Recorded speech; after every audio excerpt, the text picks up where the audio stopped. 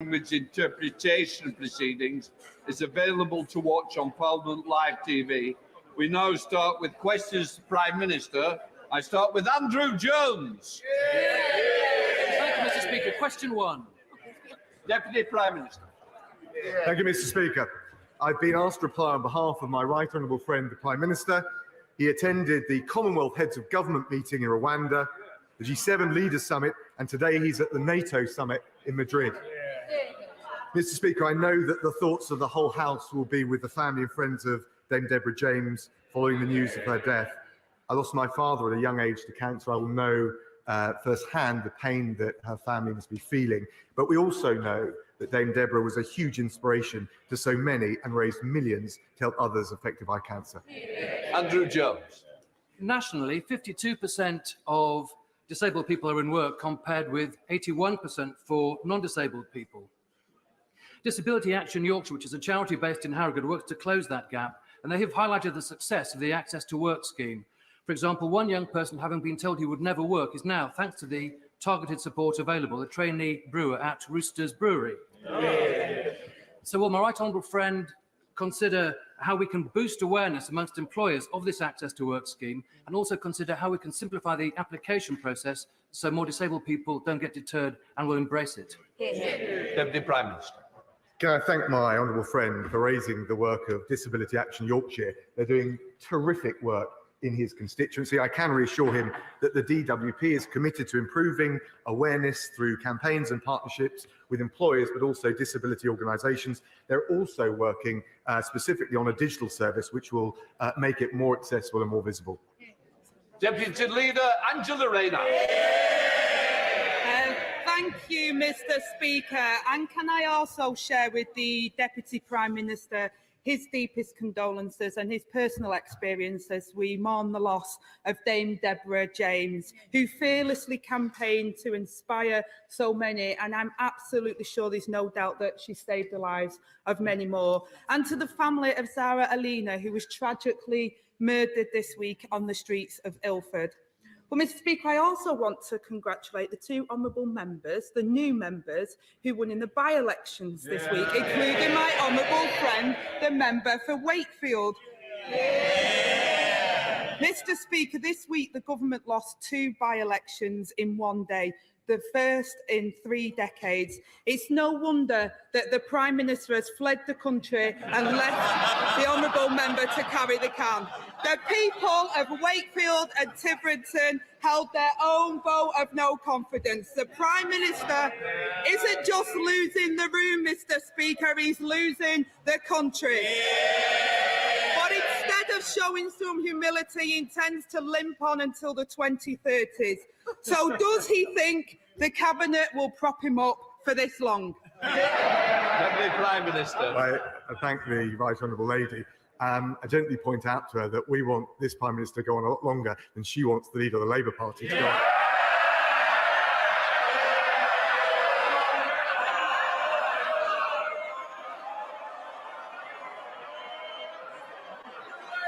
Mr. Speaker, we've got a working majority of 75. We're focusing on delivering for the British people. Record low unemployment wouldn't have happened if we'd listened to the Labour Party.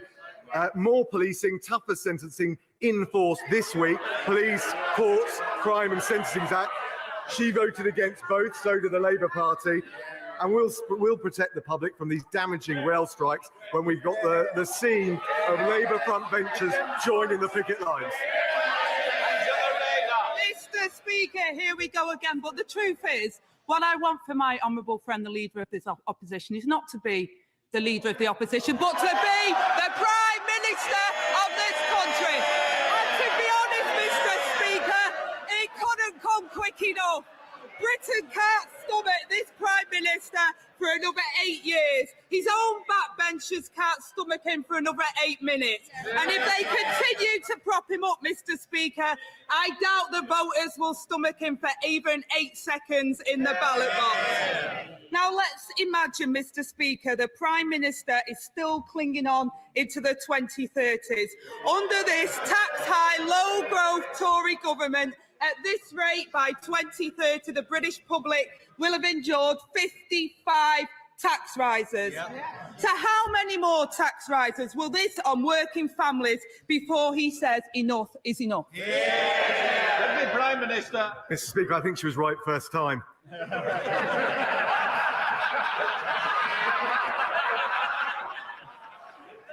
Mr. Speaker, I'll tell you what we're doing. Near record levels of youth unemployment, 3.8% unemployment. We're cutting taxes next month on national insurance, £330 million. We're delivering for families through the difficult times of the cost of living. What about the Labour Party? We heard yesterday what their plan is. Their plan is no plan. The leader of the Labour Party said he's wiping the slate clean. He's starting from scratch. He's only been in the job 2 years. So Tony Blair, who's actually got some experience in winning elections, says there's a gaping hole in Labour's policy offer, and all the while there's a smile creeping over her face. All the while she's revelling in it. We're getting on with serving the people of this country. She's just playing political games. Angela Rayner. Well, Mr. Speaker, I'd revel in the opportunity for the people of this country to have more than just by-elections to see what they think of this government opposite. Call a general election and see where the people are, Mr. Speaker. And this is a man who once said high levels of government taxation was hurting UK competitiveness. Now he's backing the Prime Minister who wants to put taxes up 15 times. At this rate, Mr. Speaker, working people will be paying £500 billion more in tax by 2030. How high does he think the burden on working people should get before he says enough is enough? Deputy Prime Minister. We're the ones helping working people with a tax cut of £330, with the support for those on the lowest incomes, with the £650 support for 8 million on the lowest incomes, and with, frankly, the record level of investment coming into this country, from the £1 billion by Moderna for vaccines to the highest level tech investment in Europe, according to Atomico. We are the ones with a plan for low unemployment, a high wage, a high skill economy. At Labour, it's back to year zero. Angela Rayner. Mr. Speaker, he tends to empathise with those struggling with the Tory cost of living crisis, when it was he himself who once said that food bank users are not in poverty but simply have a cash flow problem. The honourable member doesn't. He spent over £1 million in 9 months on private jets. It shows how out of touch this government is, Mr. Speaker. But at this rate, by 2030, 1 million more people will be using food banks. How many more working people will be pushed into poverty by his Prime Minister before he says enough is enough? I tell you, if the Labour Party, if the Right Honourable Lady wants to help working people, they should be clear in standing up against these militant, reckless strikes by RMT. The Right Honourable Lady has flip-flopped. The Right Honourable Lady has flip-flopped all over the place when it came to these strikes. First she said they were lose-lose. Then she tweeted workers were left with no choice.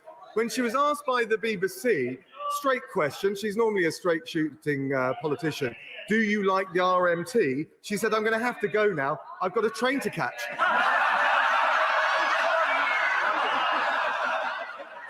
She talks about working people. She talks about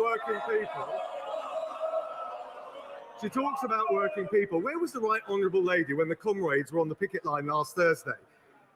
Where was she when the Labour front bench were joining them rather than standing up for the public?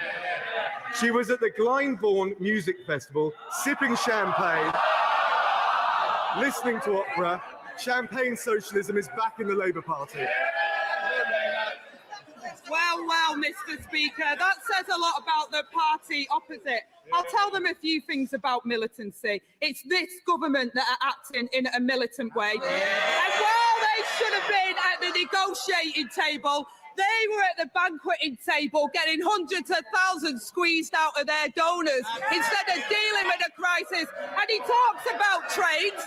No one can get trains because of his failed transport minister, Mr. Speaker. And I tell you, he has a stronger stomach than his... I think we'll just have a little quiet. I want to hear the question, and you'll also want to hear the answer. Angela Rayner. Well, Mr. Speaker, I think it's rather ironic that you have to intervene because of the baying mob here when they've got people through their noisy protest laws being stopped after protesting out on the street. The thing is, Mr. Speaker, they don't like it when the public say what they think of them. But I tell you, the honourable gentleman opposite has a stronger stomach than his colleagues behind him.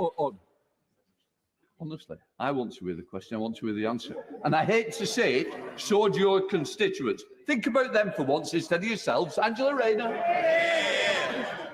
Thank you, Mr. Speaker.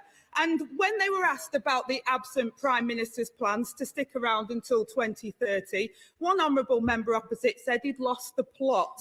Another one said anyone with half a brain would realise how dire things are. Yeah. And a former Conservative leader said that the country would be better off under new leadership. Yeah. And now the Prime Minister is at war with his own Defence Secretary after confirming he will break his manifesto pledge and increasing defence spending. Under this government, Britain is set to have less troops, less planes and less ships. The only thing the Prime Minister's interested in is defending his own job. Just how many more troops have to lose their jobs before he finally says enough is enough? Deputy Prime Minister. Thank you, Mr. Speaker. In fact, there's a £24 billion increase for armed forces. Spending on the armed forces is rising to 2.3% of GDP, again making us the largest military spender in Europe. And frankly, we'll take no lessons from the Right Honourable Lady when it comes to security of this country. First thing she did when she became an MP, 2016, voted against Trident, leaving us exposed.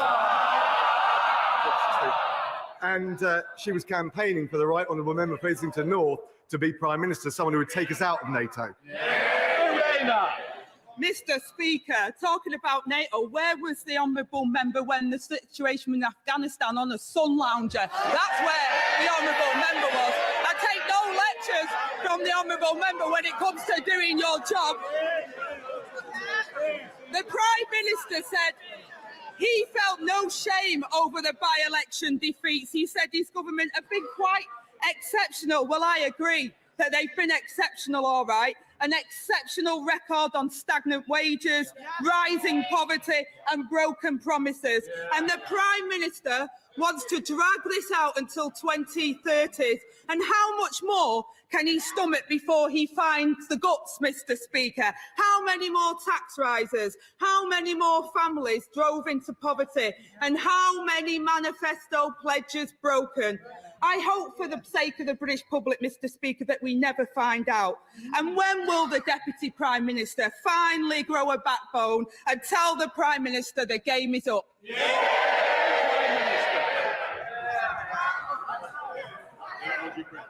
Mr. Speaker, I can't help thinking that Right Honourable Lady is auditioning for the leadership contest on that side, not really referring to anything on this side.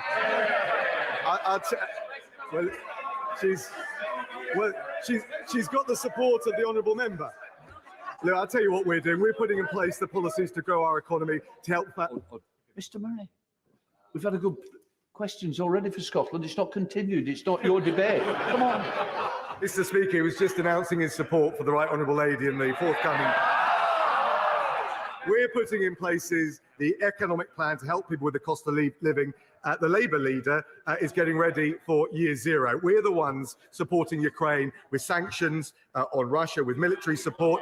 The Honourable Lady voted to abolish Trident. We're the ones making the streets safer, more police and tougher sentencing under the Police Crime Sentencing Act in force this week. She voted against both. They got no plan. They're not fit to govern, Mr. Speaker. Boris!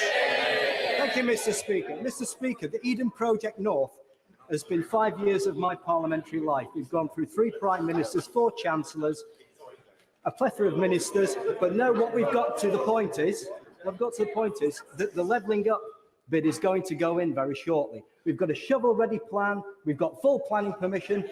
Does my right honourable friend agree with me? It is money worth spending in Morecambe. Mr. Speaker, my honourable friend, there is no greater and more tenacious campaigner than the honourable member for his constituents. He'll know I can't discuss the details of any specific bids, but the next round of funding allocations will be announced in the autumn, so you won't have to wait too much longer. Leader of the SNP, Ian Black.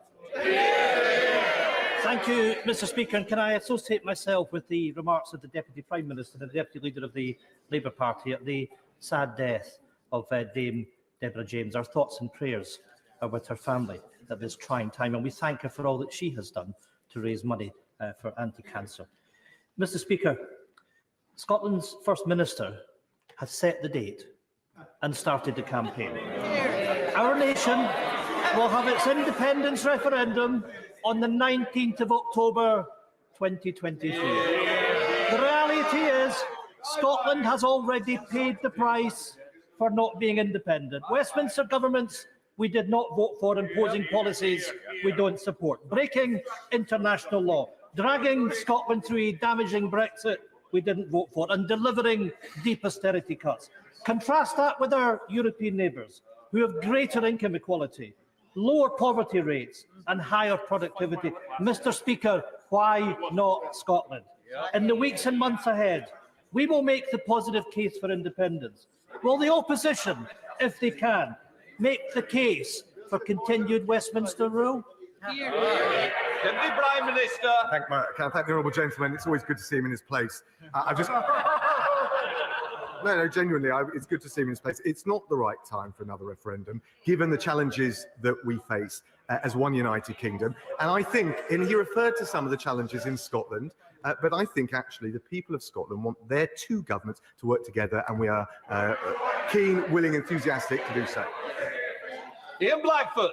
There is no case for the union, as we've just heard from the Deputy Prime Minister, because, Mr. Speaker, the harsh reality is that the Tories might fear democratic debate, but they don't have the right to block Scottish democracy. As the late Canon Kenyon Wright said, what if the other voice we all know so well responds by saying, "We say no, we are the state"?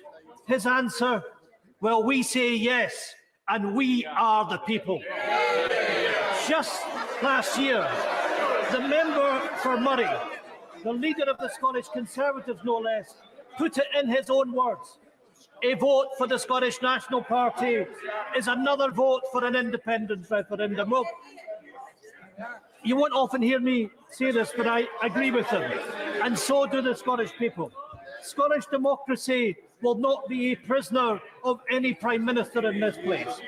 So why is the UK government scared of democracy? Or is it simply that they have run out of ideas to defend the failing Westminster system? Deputy Prime Minister. Thank the honourable gentleman. I think he's rather airbrushing history with that long soliloquy. But look, he mentioned the problems that Scotland faces, huge tax burden imposed by the SNP, Scotland's record on science and maths under the international PISA rankings are now have dropped below England and Wales, and the SNP have presided over the worst drug death rate in Europe, the highest since records began. I think the people of Scotland expect their government in Holyrood and in Westminster to work together to tackle the issues facing them in their day-to-day lives. That's what we're doing. Peter Alders. Thank you very much, Mr. Deputy Speaker. There are great opportunities. Mr. Speaker.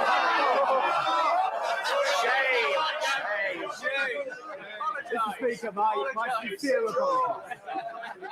There are, Mr. Speaker, great opportunities to create exciting new jobs in low-carbon energy along the East Anglian coast, and East Coast College are up for the challenge of providing local people with the necessary skills. However, they and other colleges are finding it increasingly difficult to recruit and retain teachers in such work as fabrication, engineering and construction. Will my right honourable friend ensure that the government come up with a cross-departmental strategy to address this staffing crisis in our further education colleges, which could undermine the levelling up agenda? Obviously, Deputies Day. Come on.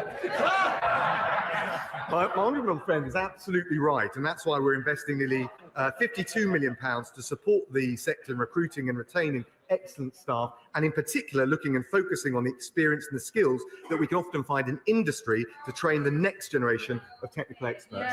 Bill Hamby. Thank you, Mr. Speaker. No country that values its independence and indeed its self-respect could agree to a treaty which signed away its economic independence and self-government. Ultimately, membership of any union that involves pooling of sovereignty can only be sustained with the consent of the people. Yes. Does the Deputy Prime Minister agree with the Prime Minister and his predecessor? Yes or no? Yeah. Deputy Prime Minister. I'll just say to the honourable gentleman, that's why we had the referendum in, a few years ago. The people of Scotland spoken, and we think it's not the right time to be relitigating this issue. John Burrow. Thank you, Mr. Speaker. Speaking with Lord Ahmed yesterday, I thank the government for now listening and allowing high-risk British Council contractors still in Afghanistan to be processed immediately upon their application to the Citizen Resettlement Scheme and not having to wait a further 2 months until the application window closes. With taxation at a 40-year high, when will the government be bolder in cutting taxes, given all the evidence the world over shows that lower taxes increases prosperity, raises living standards, and better enables the government to help the less fortunate, even if such a policy means cutting spending such as HS2?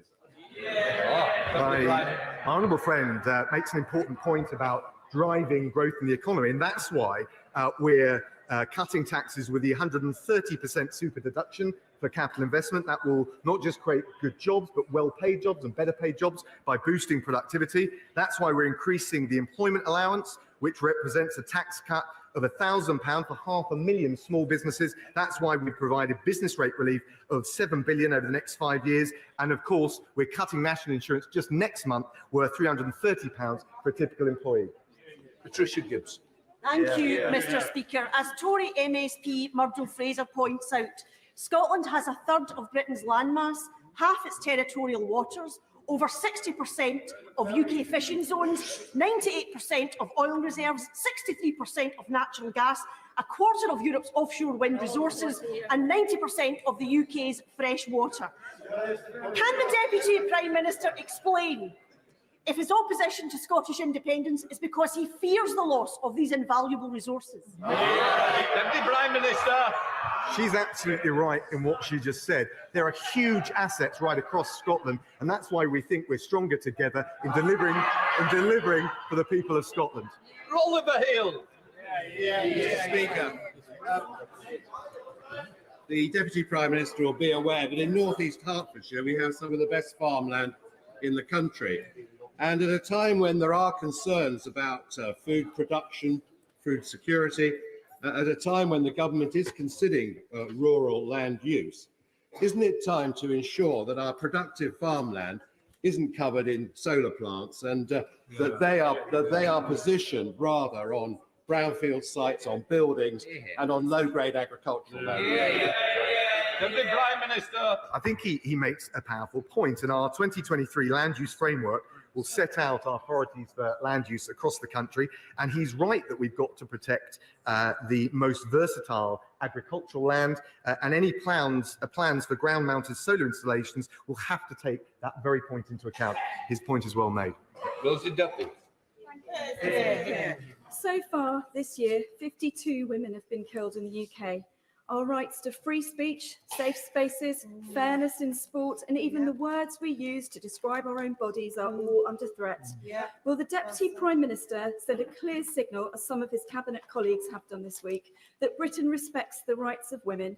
And will he accept the cross-party amendment to his forthcoming Bill of Rights, which enshrines a woman's right to choose in law? Deputy Prime Minister. Can I thank the Honourable Lady for her question? Can I also just say at the outset what huge respect I personally have for her with the way she stood up for women's rights, and frankly the appalling harassment, trolling and bullying that she's faced.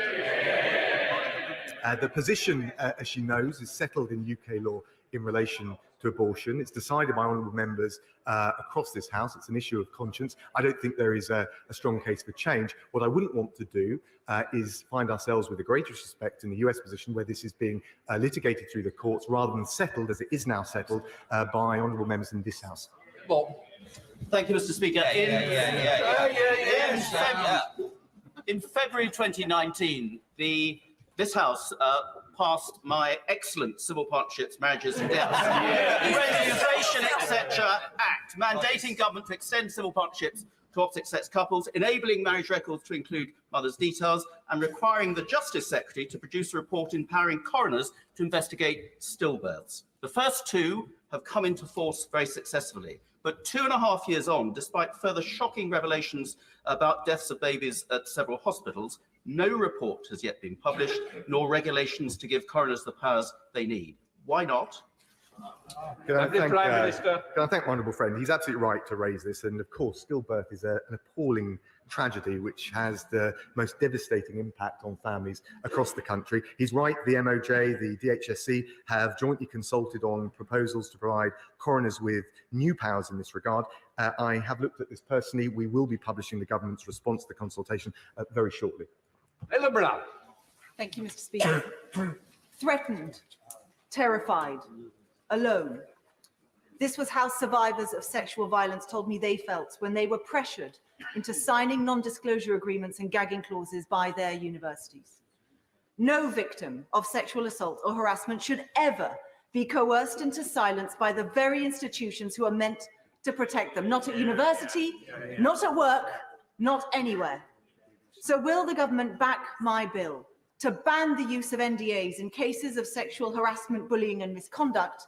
And will the Deputy Prime Minister consider meeting with me in his role as Justice Secretary to discuss how we'll put a stop to this deplorable practice once and for all?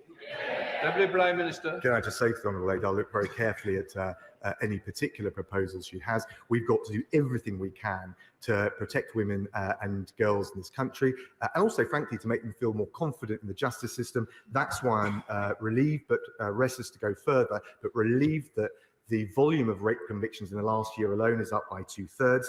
And of course, in the Police Courts Sentencing and Crime Act, in force this week, we have taken extra measures, for example, by extending the time limit for reporting domestic abuse, and also criminalising taking photos of a mother breastfeeding without consent. And I'll certainly look at the proposals that she's raised with me. Daniel Kaczynski. Thank you, Mr. Speaker. We are investing nearly £190 billion this year into the NHS, and yet many of us see disturbing deficiencies within NHS management, no more so than in the Shrewsbury and Telford NHS Trust. 4 years ago, in 2018, my right honourable friend, the member for Ludlow, and I secured £312 million for a major A&E modernisation within our local hospital trust. 4 years on, construction has still not started. What message can the Deputy Prime Minister give to the people of Shrewsbury as to how government can intervene to break this gridlock and finally allow the £312 million we have secured to be utilised for the benefits of the people of Shropshire and Mid Wales? Well, my honourable friend is a doughty champion of his constituents, particularly on NHS services. The DHSC recently received the strategic outline case for the transformation of A&E services in Shrewsbury and Telford. It's still being processed, but I can tell him that the Trust is aiming to present the full business case in 2023, with construction starting in the same year. Liz Savile Roberts. When he announced his Bill of Rights last week, the Deputy Prime Minister said it will strengthen our UK tradition of freedom. Freedom, shameless, from a government whose contempt for the rule of law and devolution can be judged in equal measure. They're scrapping Welsh law against our will, denying Scotland the right to choose their own future. That isn't freedom. Will he prove me wrong? Will he prove me wrong by enshrining self-determination in his Bill of Rights? Can I thank the Honourable Lady? I thought it was very deft the way she got that in. I think we've all heard, actually, across the benches today, the case for reinforcing free speech whether it's the judge-made privacy laws or some of the way people are shouted down when they express legitimate opinions. And I also think that the people of Wales will want to join with us, as true across the country, in making sure we can deport more foreign national offenders. That is the reality for the people in Wales and across the United Kingdom, and I think the Bill of Rights will be strengthening our tradition of freedom, but also curbing those abuses and making sure we inject a bit more common sense into the system. Johnny Mercer. Thank you, Mr. Speaker. Derriford Hospital in my constituency is part of the new hospital build programme announced by this government, and work on the new emergency department actually starts this year, which is a significant investment for the amazing staff there and the brilliant Chief Executive, Anne James, who works so hard. But given the incredible pressures on the real estate in Derriford, would my honourable friend consider prioritising capital investment into that part of the UK to ensure that we can accelerate these plans, particularly in digital, so that people in Plymouth get the world-class healthcare they deserve? Thank you, honourable friend. Look, he's absolutely right. This is the largest hospital building programme in a generation, and his constituents are going to benefit very directly.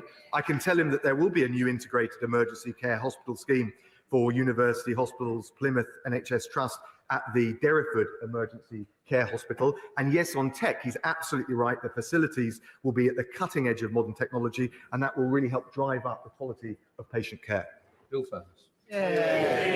Thank you, Mr. Speaker. The victims of black cab rapist John Warboys were only able to challenge the police's failure to investigate his appalling crimes because of the Human Rights Act. They would not have been able to do so under the Deputy Prime Minister's new so-called Bill of Rights. Why does he want to stop women like the victims of John Warboys from making sure that police protect them from rape and sexual assault and getting the justice they deserve? Can I thank your honourable lady for the opportunity? It was not the result of litigation that addressed the problems with the Warboy case. And indeed, if she wants to look after victims in cases like that and others, the Labour Party should join with us, not just in supporting the Bill of Rights, but our parole reforms that will make sure dangerous offenders are not released and we protect the public. David Simmons. Well, thank you, Mr. Speaker. Mr. Speaker, my constituent Joel Lindop has suffered the abduction of his young children to Poland, one of many families in the UK who go through a similar experience every year. And despite repeated judgments in his favour in the courts in Poland, he's been unable to persuade the Polish authorities to fulfil their obligations under international law and return those children to their family. Will my right honourable friend intercede and ensure that my constituent and the many other families who face this challenge are able to ensure that their children are returned safely and in a timely fashion in the future? Can I thank honourable friend? Look, I can't imagine how appalling that situation must be for any parent to find themselves in. He'll know we're committed to the 1980 Hague Convention on Child Abduction, and that does provide a mechanism. He's right that that's one that has to be driven through the courts, and that's not something we can directly interfere on, but I will make sure, and I'll speak to the Foreign Office and see if the Minister can address whether there's anything further that we can properly do to support him. Brendan Mike. Thank you very much, Mr. Speaker. A serious question on the conduct of the government as regards free trade agreements. And I cannot understate the fury of the International Trade Committee this morning that led us to unanimously empty chair the Secretary of State for International Trade. The government has broken its word to the committee, to the House and to you, Mr. Speaker, on scrutiny of the Australian trade deal by triggering Crag and now endangering a committee report. It is the unanimous view of the committee, Mr. Speaker, Tory, Labour, SNP and DUP, that Crag should be delayed to allow proper scrutiny as was promised. Will the government deliver on its promise and therefore delay Crag? I understand, Deputy Prime Minister. I understand, Mr. Speaker, that the Secretary of State for International Trade has agreed to come back and address the committee just as soon as possible. Sunderland. Mr. Speaker, I was privileged last week to attend the Malaria Summit in Kigali. Even today, malaria remains the biggest single killer of mankind ever, and 1.7 billion people are living every day under its shadow of misery. But, Mr. Speaker, we're on the cusp of something really special, in that recent advances, education and our British world-leading vaccines can now eradicate it forever. Can my right honourable friends please confirm that the UK will fulfil its full commitment to the Global Fund? Deputy Prime Minister. Can I thank my honourable friend? And I know from working at the Foreign Office just how powerful the Global Fund is. It's a very high-performing international organisation. He will know that since 2002, we've been the third largest donor, so we've stepped up to the plate. The UK hasn't yet determined our pledge for the 7th replenishment, but I know the Foreign Secretary will have heard loud and clear the advocacy that he's made in their regard. Final question, Bel Ribeiro Addy. Thank you, Mr. Speaker. In their efforts to pursue a hostile environment, the Home Office routinely tears families apart and breaks human rights and equalities legislation. They're reported to be sending yet another charter deportation flight to Nigeria and Ghana. In Pride Month, they'll be deporting LGBT asylum seekers, fleeing homophobia, and grandmothers and mothers of British children who have lived in this country for over 25 years. Given that the Home Office repeatedly get it wrong and end up having to take people off these flights, can the Deputy Prime Minister tell me how many people have been removed from this flight already, and when will they stop these inhumane deportation charter flights? Deputy Prime Minister. Thank the Honourable Lady. She's right at least in one respect. Of course, people who come here need to be treated decently and humanely. We're absolutely committed to that. We also need to make sure that we cut down the illegal routes, and those that are here committed serious offences can be returned home. And the crucial thing, and I'm working with the Home Secretary, is to make sure we do both of those things. What we can't allow is illegal routes to flourish into this country, otherwise we'll just attract more. And we cannot allow people who commit serious offences in this country to stay and continue to pose a threat to the public. Ends questions.